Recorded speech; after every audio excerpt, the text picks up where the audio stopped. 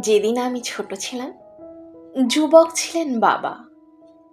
সেই দিনটি আসবে ফিরে, যায় কি তা আজ ভাবা? বাবার কাছেই হাঁটতে শিখি, শিখি চলা বলা। সারাটা দিন কাটতো আমার জড়িয়ে তার গলা। বাবার হাতেই হাতে খড়ি, প্রথম পড়ালেখা। বিশ্বটাকে প্রথম আমার বাবার চোখেই দেখা। আজকে বাবার চুল পেকেছে, গ্রাস করেছে জরা।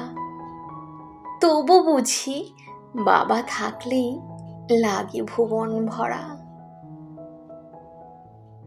বাবা এখন চশমা পরেন, পার করেছেন ৮০। আজও তাকে আগের মতো অনেক ভালোবাসি।